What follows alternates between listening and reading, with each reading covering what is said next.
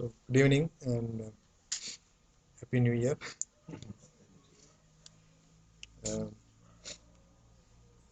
I'm especially happy that I'm able to start a new study titled A Journey with Paul Insights into a Revolutionary Life. So, Paul's life is characterized by several travels. He was a man of action. And this series of study, my intention is that we'll try to look into the life of Paul, also to try to understand all the background with which he is coming and the works that he has done, and how God has mightily used him as a great apostle. Not only that as an apostle, but as a great disciple, so that he will become an example for us. Now today we will just introduce this subject, looking into Paul and what is probably God's unique role in the life of Paul. God has something specific in mind when selecting Paul and using him, and that's what probably we'll try to look into this one. So, as this title indicates, now his life is a revolutionary life. It changed the course of the human history. I mean, there are many people are influential in changing the human history, but I think the life of Paul, if somebody studies in detail, will understand that as something very characteristics. He has made change the whole course of the human history. So today we may look into this the unique role of Paul, the unique role Paul has played in the church. He was a man of for the time, and he is a type of Christian character. He is a great thinker, and he is a missionary to the Gentile. And we also finally look into a very briefly the timeline, a quick view at the chronology. We have to repeat over this series of study many times this chronology to keep things in mind. So don't worry, even in the first lecture you will not be able to get the complete timeline. Neither I am, of course. Again, there are some doubts about the timeline for the scholars, but we'll try to get into some broad idea about the time frame for us to understand better his life. We may also look at into the world that he operated, the then known world. He was a man for the time. Now, in this series of study, one approach that I plan to do is we try to look into a human perspective. I'm sure that okay, God is in control. God was behind all what is happening in selecting the Paul. But to appreciate what God has done, we try to look into a very human perspective, as if we standing here and looking at the events and how it unfolded. That's how we are looking. It means that we are not looking from above how things have happened. We are looking from a human perspective how things have happened, and we fully recognize that God's hand behind that one. So we may seem that okay, we may elevate Paul to a little higher level, but don't be concerned. We know that God's hand was behind that. He was sent for that particular time. When we look from that human perspective, we see that okay, God has specifically sent him, or he has rise to the occasion, and he was right at that point of time, and he changed the course of the history. And that is not only true with Paul. There are many peoples in the history we see that okay, we see that that person was sent at that particular time. For example, the life of Luther.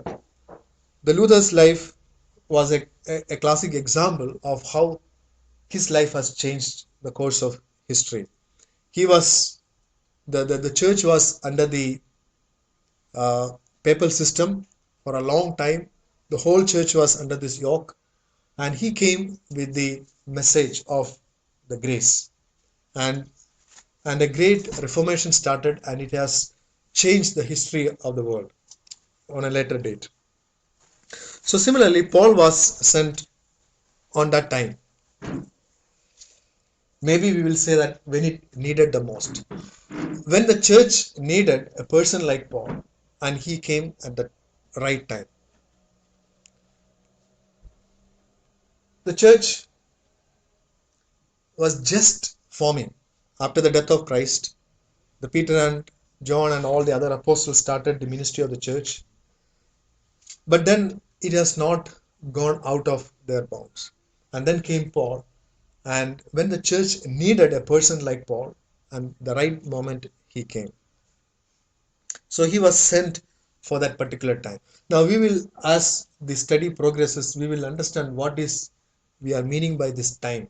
What was the time? We will also see that little later, probably in a later studies. Now he was also a type of a Christian character. Now, who was the perfect human being ever lived? Jesus Christ. No doubt about that. He was the perfection of the humanity. But he was without sinful flesh. He was made into the likeness of human being. He was made into the likeness of a sinful flesh, but without sin. So he was a perfect human being ever lived. So he is our ultimate model, and to him that we have to imitate, to him that we have to conform. So there is no doubt about that standard for human life is Christ. However, the gospel that he preached, the gospel that he brought, the redemption that he brought, need as a good specimen to see the power of it. See, what is the gospel that Jesus Christ brought? It is that, okay, how a person can be saved from sin. But Christ was not sinful. So therefore, Christ is not a good specimen to show that, okay, the power of the gospel to redeem a sinful person. So therefore, God want a specimen. God want a human being to show the power of the gospel. And there are many examples are there, many specimens are there how God has tested, and you and I are also examples of the power of the gospel in changing a person. But he need a very classic example. You want a very person to show the full power of the gospel, the full power of the gospel. And Paul is a specimen. We will see why we say that word. So God need a person to show the power of the gospel. Jesus Christ died, and he is resurrected and introduced the gospel, and many people are received, but need someone to show the full power of the gospel. What gospel can do to a person. It also need some person to show the full potential of the gospel. Full potential means, okay, gospel saves many people, but here we will see a person who is in a sense very unlikely to be saved, very unlikely to be saved. So God has taken that specimen, and he not only saved, but he has used him to the extent that no other human being is used. So God also need someone to show the full potential of the gospel.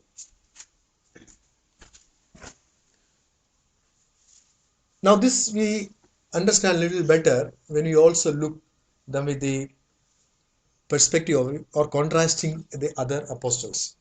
See, for example, Peter and John and Andrew and all those people are also good specimens of what God has done, but they may not be the best specimen. See, for example, Peter, he was an ordinary person, and we know clearly he was an ordinary person, he was a common person. God has taken him and transformed into a best person. Now suppose Christ didn't meet Peter. Remember, I am speaking from a human perspective. What will be the end of Peter? He would end like a ordinary fisherman, and he will remain in obscurity. Nobody would know him. That is the case for all the other apostles. Probably John could be maybe an exception, but most of the apostles will remain in obscure state. Nobody would know They would end up like fishermen or tax collectors in their own respective life. But that was not the case of Paul. Paul, if you study his character, his ability, I mean, it is reasonable to think that he might become popular even if he had not met Christ. Probably, I would guess like he may end up a person like Aristotle or Plato or somebody like that. Okay, the world would have known him, not necessarily because he met Christ. So that is the difference between the other apostles and him. Other apostles, gospel clearly made a difference in their life, but here we will see a good example of a person who is completely transformed by the gospel.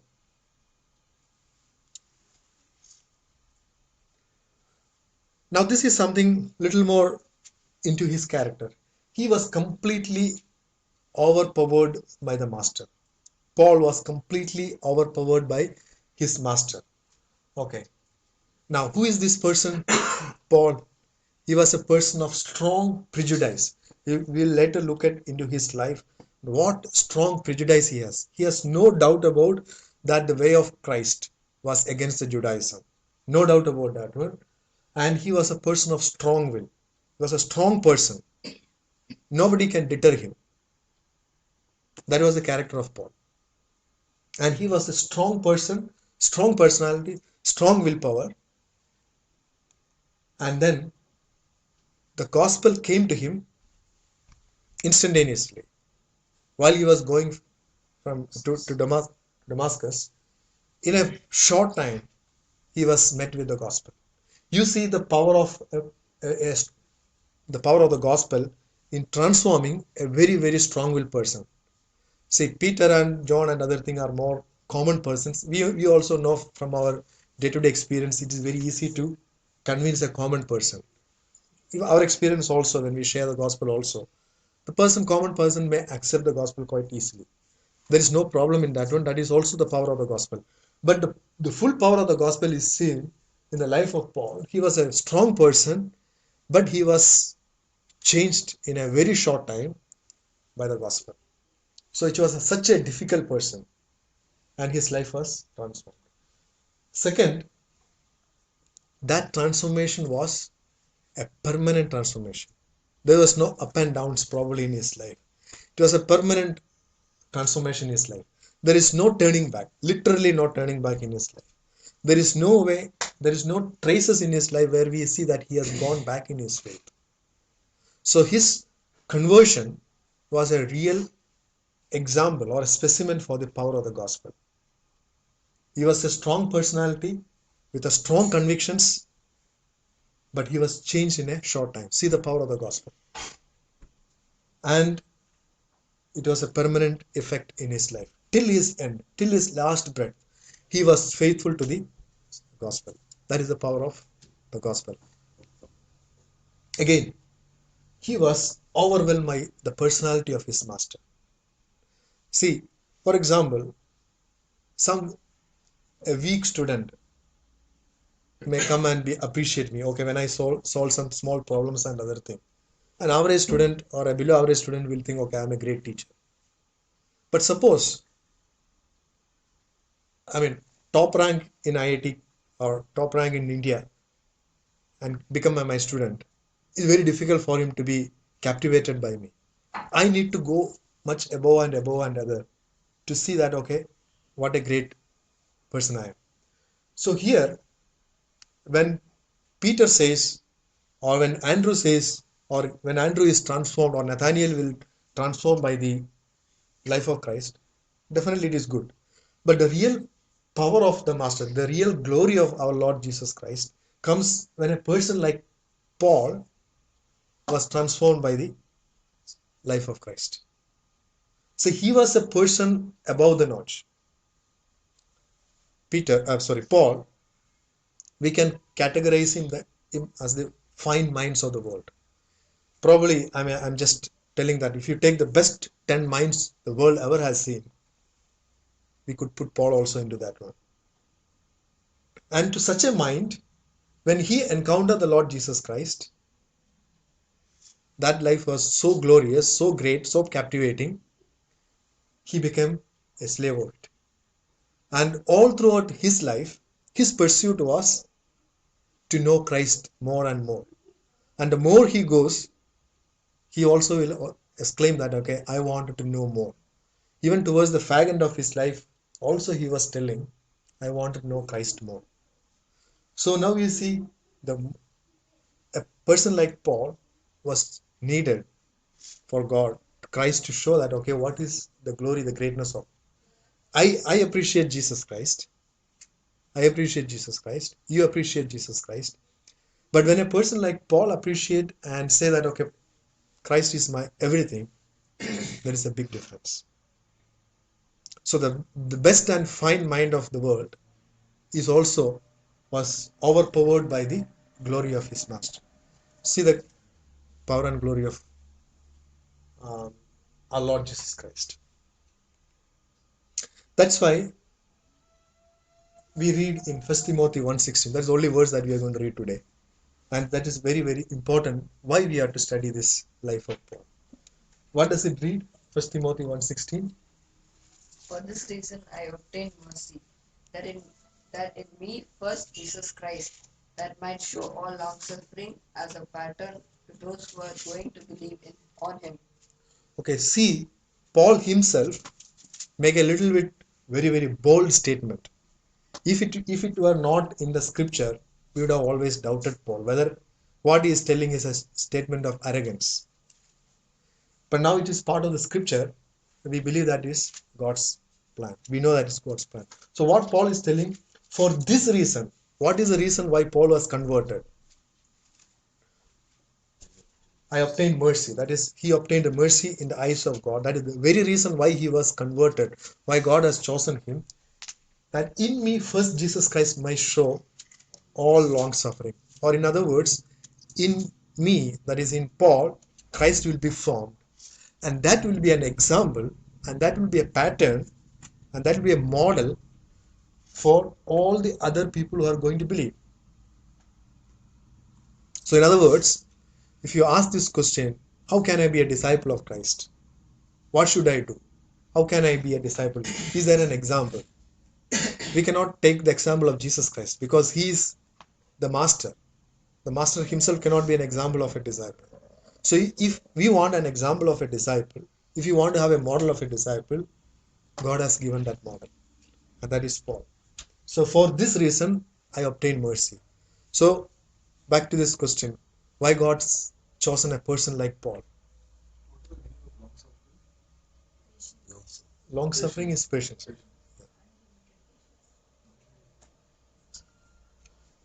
Yeah, long suffering, patience. Yeah, for this reason, I obtained mercy that in me first Christ might show all his long suffering. That is, Christ will show how he has transformed the person of Paul into the way of a model or a perfect disciple, of a model disciple. So Christ gradually and persistently worked in the life of Paul so that he become a perfect model, ideal disciple. And so as a pattern, so he is a pattern, he is a mold with which you and I can imitate. No other apostle have that uniqueness. So that is why we have all the more reason to study the life of Paul. We have to study the life of all the Bible characters and we have to take their good lessons, their examples, their failures, etc. But Paul stands out because God has chosen him as an example for other believers to believe on him, other believers to follow him. So that is why he is making that astonishing statement, imitate me as I imitate Christ. So God has uniquely chose Paul to the very purpose to be an example or a model for us. So he is an example for a true Christian character, the type of a perfect Christian character. If at all God wanted to tell to us, yeah, this is how my disciples should look like. If God wanted to show, it is the life of Paul. So therefore we study the life of Paul in detail. The next thing I wanted to say is he was a great thinker. This is throwing more light into what I a little bit earlier told. He was a great thinker. The other apostles, the earlier apostles, they were ordinary people like fishermen, tax collectors, etc. So the wisdom and the power of God definitely manifested in them. And let me let me be very careful in stating that okay, they are ordinary folks, and God also has a purpose in picking up these ordinary people and using them to show to the world that the kingdom of God does not depending upon the wisdom of men or the might of men. So God has chosen ordinary people like Peter and John, etc., and used them so that the man cannot tell it to the God, okay, because of the wisdom of man or the power of man, God has established his church. So God wanted to show his wisdom and his power through the ordinary people, no doubt about that. But he need an apostle of a different caliber. He want an apostle of a different mark. Why? First, need to explain the death of Christ. Christ himself could not explain his death because even the things easier when he explained to his disciples, they are not able to understand. They think it is very difficult for them to understand, and Jesus himself told that these are very hard for you. So Jesus Christ himself could not explain because his disciples were not able to contain it, and no, the death was not taken place. So therefore, someone has to be there, some disciple, some apostle has to be there to explain the death of Christ. And the death of Christ is probably one of the greatest mystery in the church. Of course, there are many mysteries are there, but this is something very hard to explain. And God need someone to understand the full meaning of the death of Christ and explain to the church so that you and I can appreciate it. So God need someone who will be able to understand the death of Christ. See, the gospel is in such a way that even a child can understand Christ died for me, and that is enough for the salvation. You don't need to understand all the dynamics of the death of Christ for a person to be saved. But that does not mean that the church is empty with what is happening on the cross, what happened on the cross. It is the wisdom of God. We read in Corinthians that the cross is the wisdom of God, it is the power of God. So God also wanted to show to this world that what is his wisdom and what is the power. And I strongly believe that his heart is more and more, all the more eager to tell to the people what is the wisdom of God, what is the power of God. It is something like I'm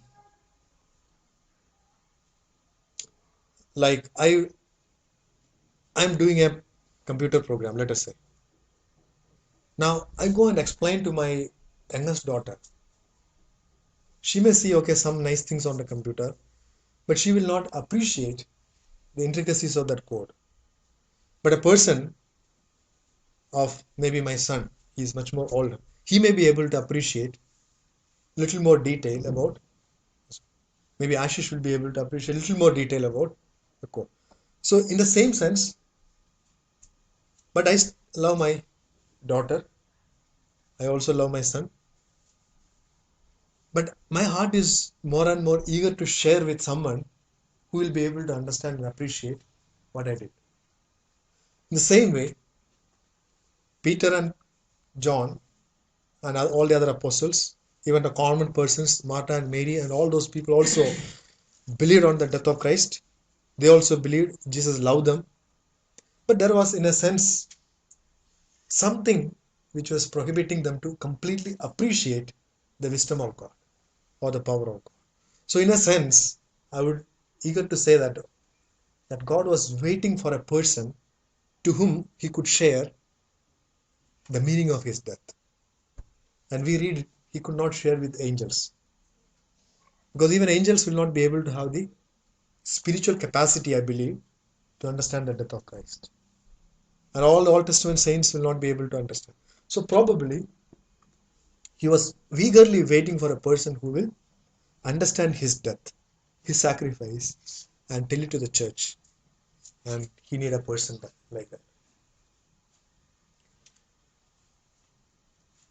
The cross of Christ is foolishness to both Jews and Gentiles.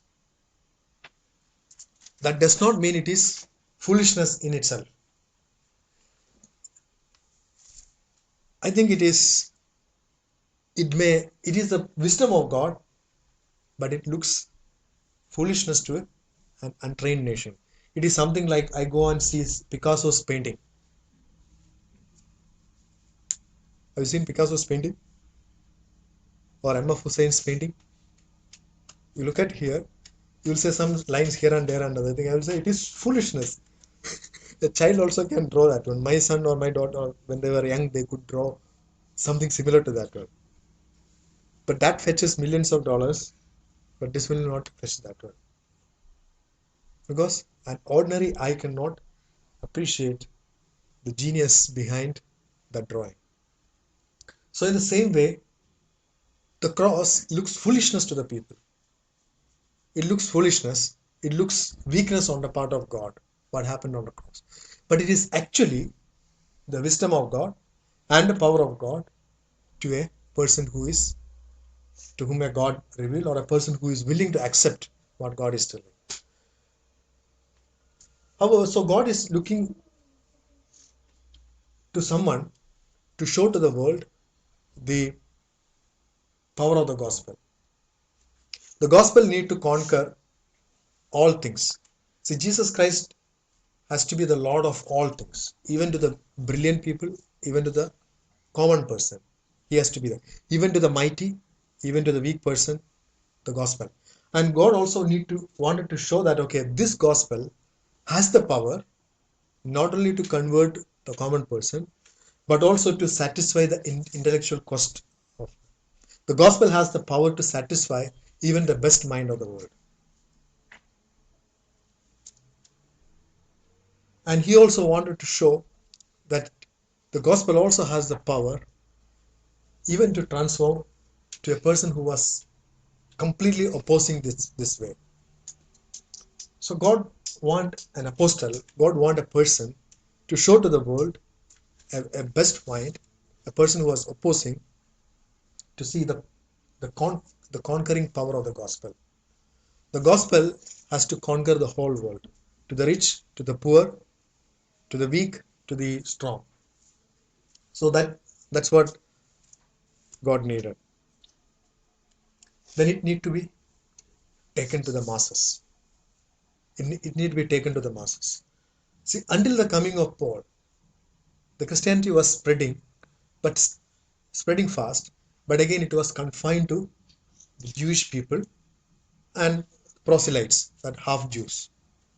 It was not, although Peter and John, etc., were instrumental in converting the first Gentiles and other thing, it remained as primarily a Judaism, or as a sect in the Judaism. But when Paul entered into the scene, and within a short span of 10 to 20 years, what was a sect in the Judaism becomes a synonym to the Gentile world.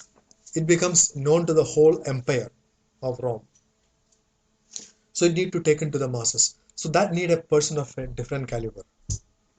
Say, I'm a good person, but if I go and stand in this election, do you think I will win? I will not win, no matter how good I am. You need a different person. The other day, I was speaking with someone about the politicians and other thing. Someone was telling that one, okay, have you seen any politicians have heart attack? But common clerks and superintendents and in offices now will get heart attack and other thing because of stress and other thing. But you don't hardly see any politicians, and look at their age and other thing, 80, 90 and other thing, they're still fine. They are of different make. They go to the masses. They give heart attacks. They give heart attack. They have their make is different. So gospel also need someone to take the gospel to the masses. And God was looking for such person. So it need someone with a great intellectual depth to understand the death of Christ and to convey to the world its glory, its wisdom. And also, they also need some educational training to systematically understand it, present it, and to defend it. So today we have all the epistles and all the doctrines are there in which study the epistles of Paul. Systematically, issues are dealt with and addressed to us so that we have a fine material, resources for our daily life. Now with this gospel, he is able to talk with common persons, talk with rabbis who are trained in Old Testament. He is also able to talk with magistrates, politicians, kings, and such a diverse person. So God needs somebody to take his gospel to the masses. Peter was a good person, a good disciple. Other apostles were good disciples. Probably their clout was limited with the Judaic followers of Judaism. But here is a man who would take the gospel to the whole nations, filled with diverse backgrounds. And he is able to rise to the levels of emperors or to the magistrates or high priests and go to the level of common persons, women, children, I believe, young, youth, every strata of the society he is able to relate. And that's why the gospel becomes gospel of the masses. He was a born thinker and he has a rare gift of imaginative gift or imaginative mind.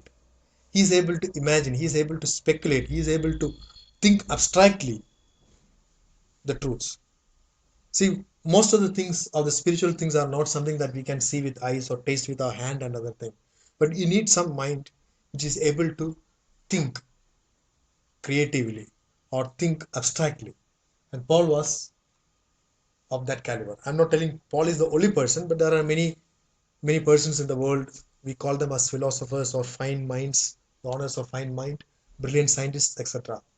So one of the characteristics is that they want to unfold in detail and understand precisely of every subject that mind is attracted. See, when we go and share the gospel with somebody, Christ died for you. Some people will immediately take it. Okay, I'm happy Christ died for me. They'll accept it. They take it. But the mind of Paul was not like that. They want to understand that it is not enough for that mind to say that okay, Christ died for him. They want to understand why Christ has to die. And when this question is asked, several other questions will come. And when each of the questions is taken, there are some other 100 questions will come. This mind is not satisfied with the first question. He want to go all the other sub questions and sub questions and to go unfold into detail what is the death of Christ, what is the gospel, and to understand precisely every detail of that subject. And that's why they are different from common persons. Like that's why we call them philosophers or scientists, etc.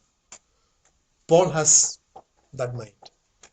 When he encountered Christ, it took him many years for him to understand it. Of course, he has accepted the Lord. He didn't rebel against that divine revelation, but he has taken the pain of going through every details of that one and to understand and study from the Old Testament, relook the Old Testament and understand in precise detail the subject of the gospel. And he also has a gift. He also was fortunate to be trained by the best school at that time.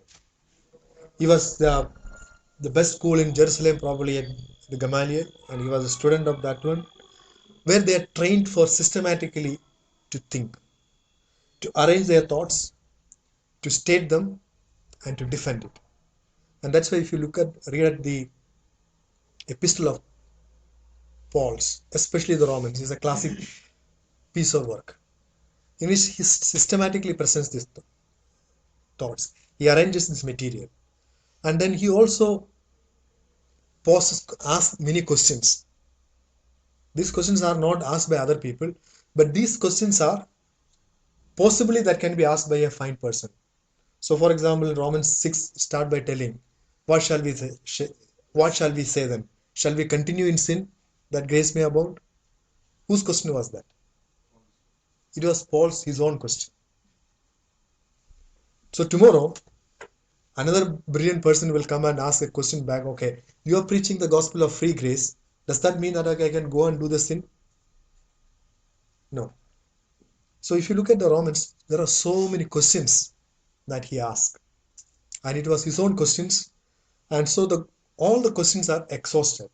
So somebody who studies systematically epistles of Paul, that leaves no room for any meaningful questions.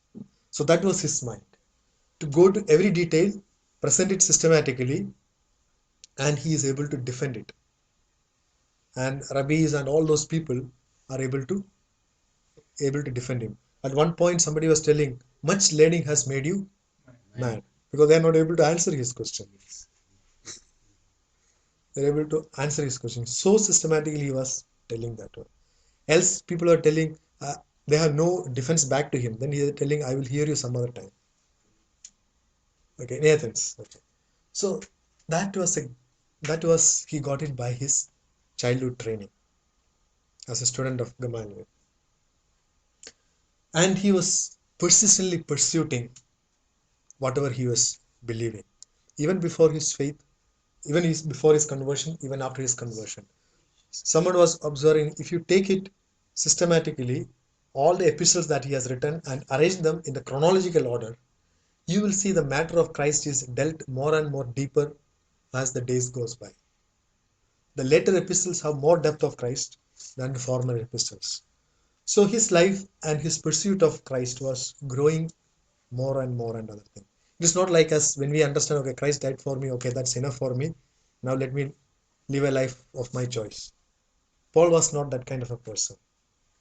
He was continually pursuing what captivated his mind, what attracted his life, what changed his life.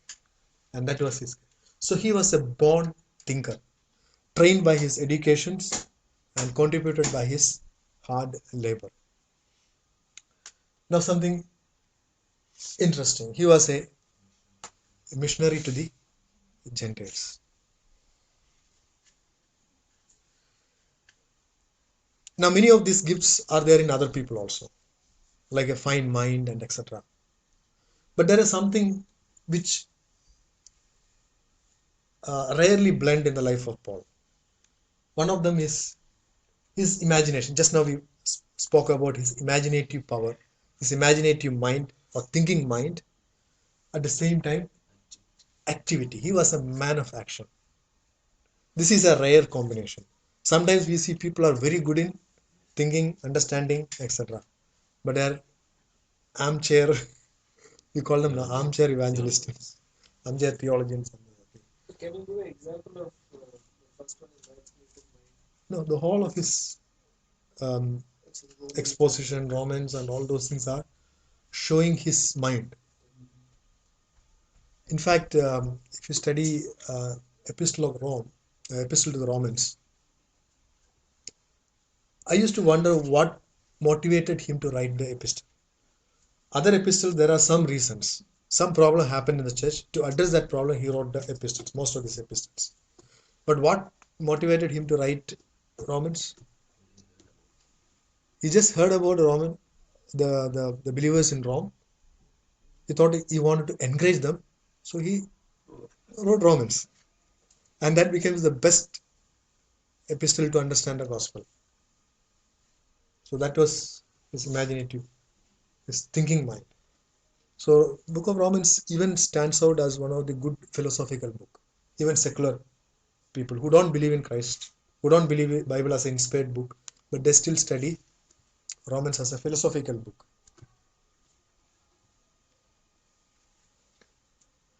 So he comes into the rare category of what we call as think tanks, able to think and contribute and build up the idea.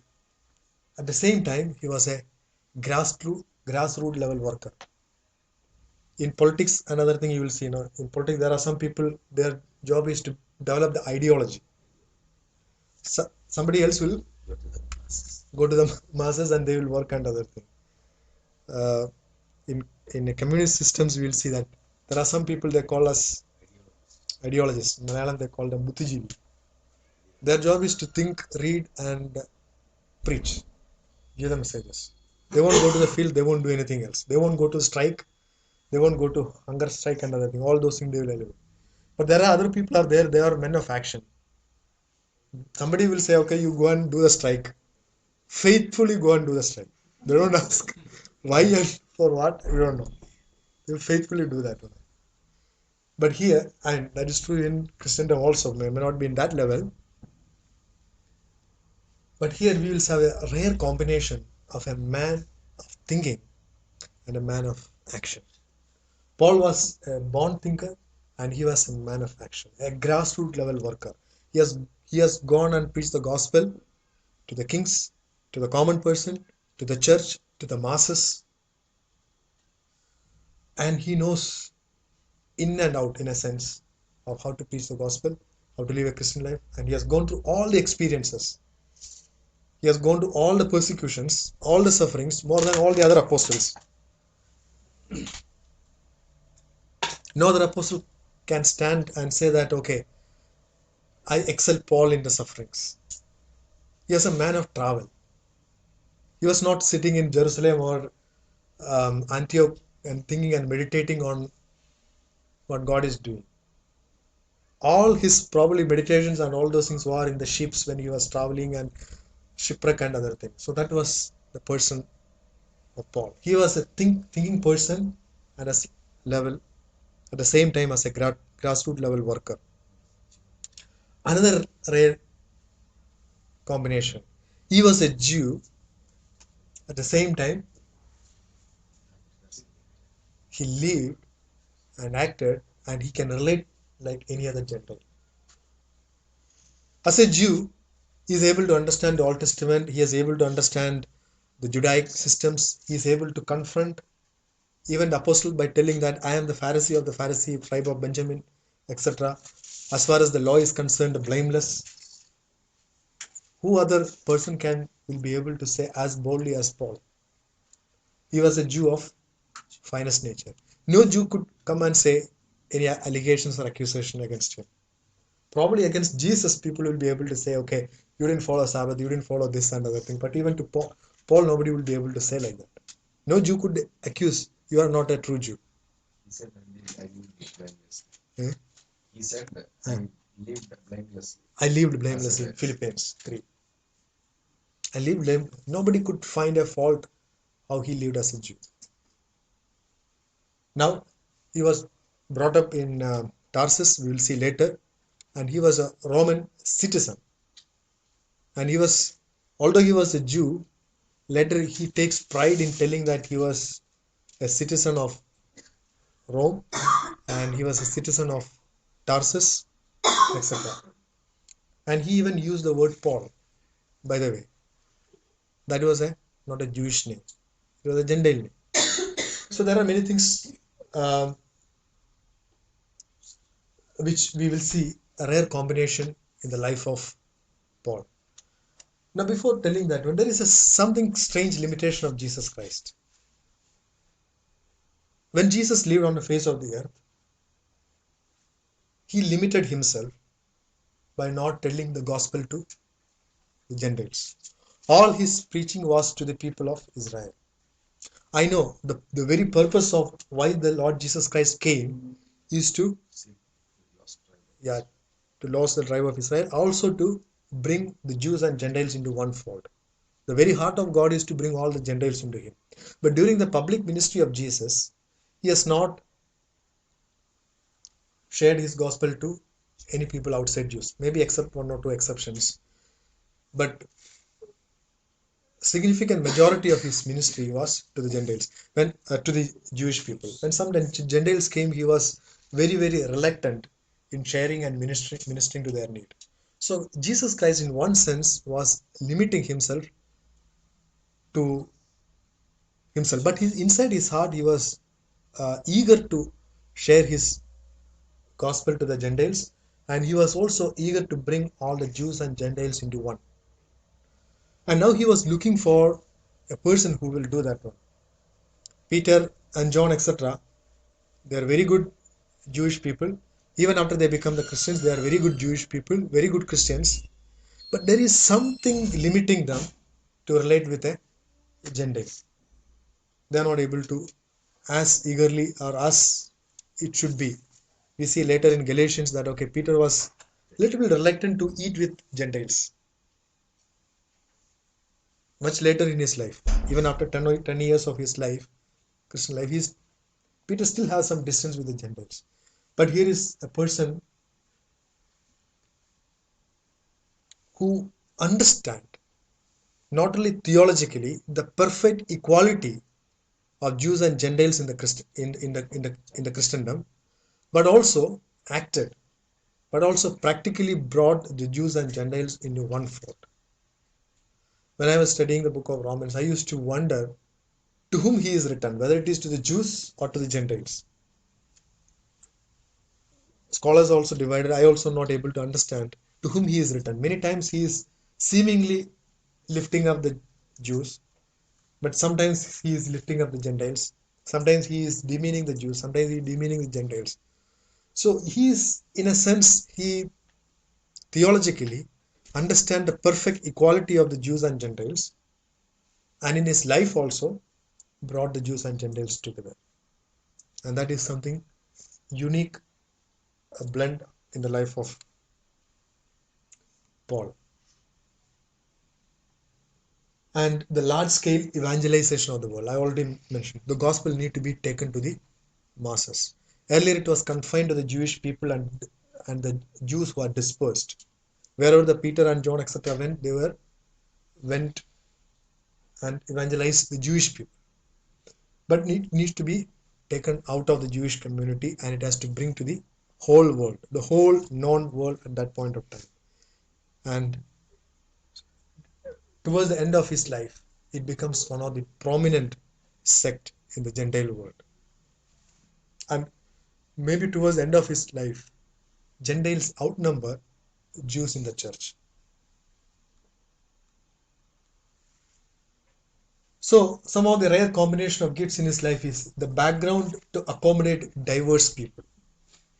He was a Jew, he was a Pharisee, and he was learned at the feet of Gamaliel, and he was a Roman citizen. He was, in a sense, a scholar in Greek, and he lived in a Tarsus, one of the great academic city. It was not a ordinary city. Like in India, we say, okay, Chennai is the great literary capital of India. Most of the best schools they come from there.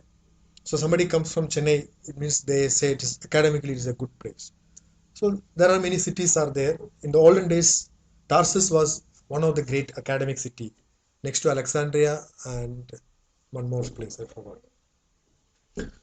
So he is able to relate with diverse people, rich, poor, magistrates, common persons. He is able to reverse, and there is nobody like him in the church.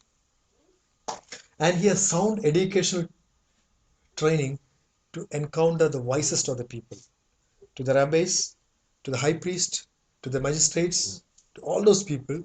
He is able to relate, he is able to talk and present the gospel. So sound educational training to encounter the wise people. And he has immense human sympathy to get to the masses. Now, when I was keying down these words, I was thinking about his life before his conversion. He was a persecutor of the church. Stretch your imagination. He went to some houses, Jewish houses, and started persecuting and killing and beating, and all those people. Cries from the home came, the women and the children all start crying and other thing. But he was determined. And we may feel that okay, he was a man of hard heart. But later we will see that, okay, his life he was telling about moved with compassion, moved with real compassion. So he has a large heart to accommodate large number of people. So therefore he is able to get to the masses. A man of great human sympathy. A person who values human lives. A person who values persons. That was Paul. He was a relentless traveler spreading across the empire. Travel was not a pleasure trip during those times.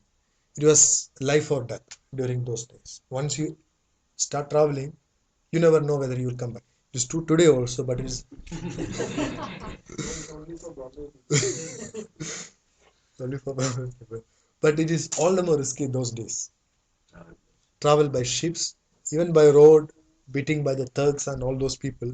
But he was a relentless traveler all throughout the empire. He was completely utilized all the Roman transportation system to the advantage of the gospel. Another something very important is presence of mind in unexpected turns of event. He planned something, he's going something goes wrong. You and I will say, okay, this is not God, so let me go back. Or we may start sitting there and start lamenting over the situations. But Paul has a presence of mind even in the adverse situation. We'll see when he was the couple of when he was the shipwreck happened, he didn't lose his heart.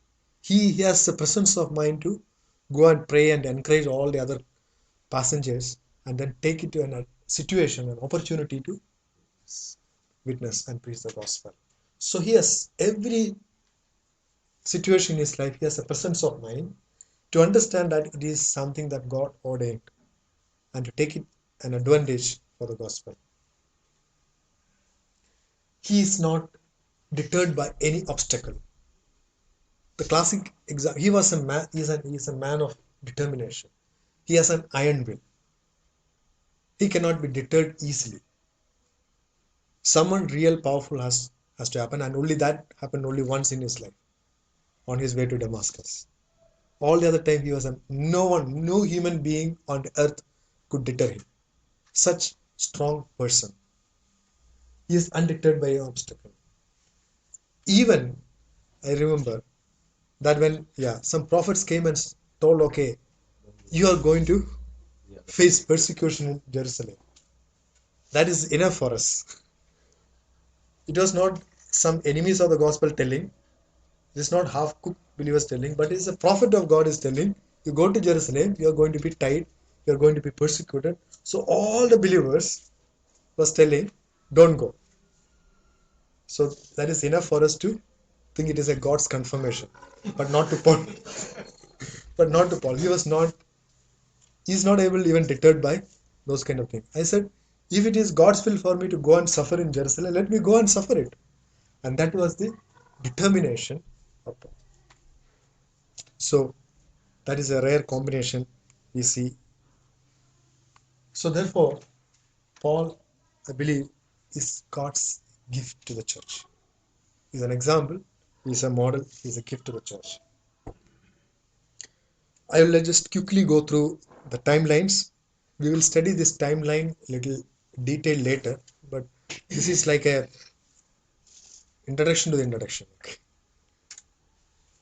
Just to keep things in perspective, we also in the later part we also going to look um, some of the historic social settings that contributed to the success of Paul.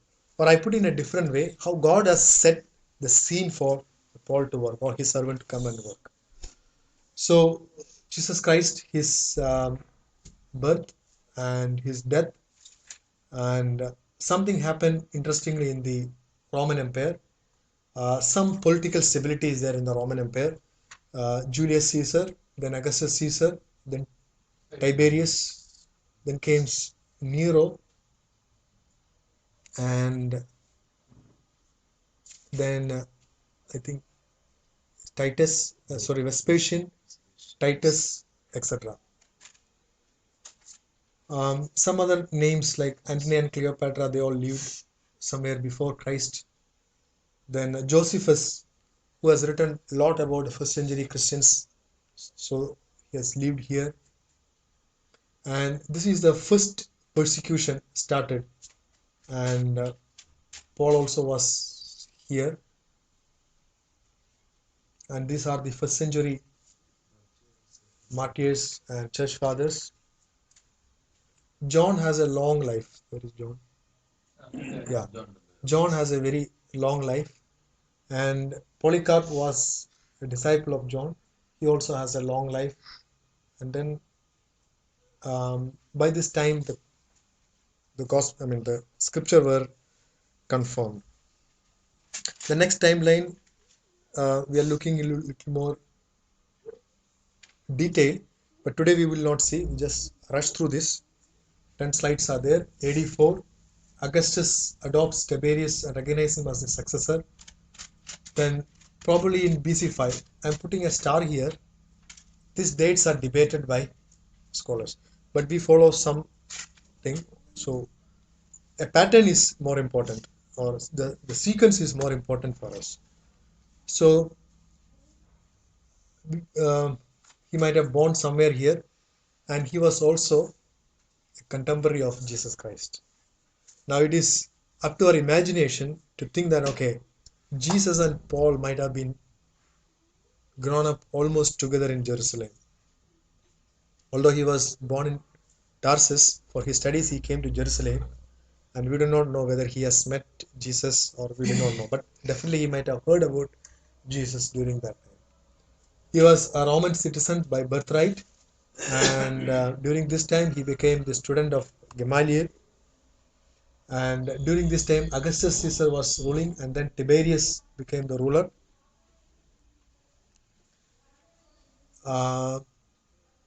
He became a Pharisee probably in 31, and he was present at Stephen's stoning. Then he started persecuting the church. In AD 34, he is converted on his way to Damascus. Then he went to Damascus. Then he travels to Arabia and remains there for almost 3 years to understand why Jesus is the Son of God, why his death is the way of the gospel. That's what I was telling earlier. Unless he understand in detail, it was difficult to satisfy his mind. I'm not telling that he was rebelling against the revelation, but it was not enough to satisfy his intellect. So he was meditating and absorbing and re-understanding the Old Testament. Returned to Damascus, started the preaching. Then he goes to Jerusalem. Then he goes back to Tarsus. And Barnabas travels, brings Tarsus back to Antioch. He goes to Antioch with Barnabas, and Agabus prophesies a famine, and aid was sent to Jerusalem through Barnabas and Saul. Barnabas and Saul returned with John Mark, and then somewhere here the first missionary journey starts, and it continues. There are so many events are there. He is going to Paphos, Antioch, Lystra, etc. So those details we will be studying later. Then he goes to Jerusalem Council, which is in Acts 15. Then Paul and Barnabas return to Antioch, and the second missionary journey starts here. And during this time, probably the beginning of the second missionary journey, he might have written the first epistle, that is the Galatians. Galatians is believed to be the first epistle that Paul has written. Then he goes to Derbe, Lystra the second time, goes to Troas, and sails from Troas to Neapolis and Philippi. Paul meets Lydia. Paul and Silas imprisoned there, and prison doors were opened miraculously. Jailer got converted. They passed through Amphis and Apollo, Thessalonica, then Berea, then Corinth, and then Antioch again. And during this time, either there or here, Galatians are written, and then First Thessalonians and Second Thessalonians written, and then 53, the third missionary journey, travels through Galatia, Upper Ephesus, Then in Ephesus, he has a very long ministry in Ephesus, almost 2 years. Then he goes to Macedonia, goes to the Greece, again goes to Macedonia, at Travos, again to Ephesus. This is in Acts 20. Then goes to these places, Tyre, Ptolemy, Caesarea, etc. Now here, Corinthians are written, First, Second Corinthians, and Romans are written somewhere in the middle of his life. And Nero became the emperor. Now in Corinthians is what he has written about all the sufferings that he has undergone, and he has only halfway in his life. Then in AD 57 in Jerusalem, then Paul got arrested at the temple. He addresses the mob. False citizenship saved him from scourging. He is taken before the Sanhedrin. Jesus tells Paul that he will bear the witness of him in Rome. Plot against Paul's life. Sent safely to Felix, the governor. Paul addressing before the Felix. Paul before Festus. Paul's appeal to go to Rome. Paul stands before Agrippa. Paul departs for Rome, and this is his journey towards Rome. This is supposed to be his fourth missionary journey in government's expense, Rome's expense. Fair heavens, warning. This is the shipwreck in Malta, and then they went to Syracuse, then go to Phrygium, then arrives in Rome, and this is the first imprisonment in Rome, which is mentioned in the book of the last chapter of Acts, during which time he has written what we call the prison epistles, Philemon, Colossians, Ephesians, Philippians. Then there is no scriptural evidence, but it is believed that he was released from the Roman imprisonment, and he might have gone to the fourth missionary journey to Spain, and during that time he has written First Timothy and Titus, and then the last epistle is the Second Timothy, and then AD 66 might have the second imprisonment. During this time, the great fire in Rome happened. Again, Nero was ruling. Josephus pleads an interest for the Jews before the Rome. Nero constructs this one. Beginning of the Jewish revolt against Rome, and those so many things happening in the Roman world also. These all have some consequence towards the persecutions and the death of Paul. And the second imprisonment and the beginning of the Jewish revolt against the Rome. Josephus surrenders the Rome. Nero commits suicide. Yeah, Paul became the martyr during the time of Nero in probably AD 66. Josephus surrenders to the Rome. Nero commits suicide. Then Vespasian became the emperor. And in AD 70, somewhere here, the persecution starts against the Jewish people also. And AD 72, the Jerusalem temple fall, the Jewish state became an end.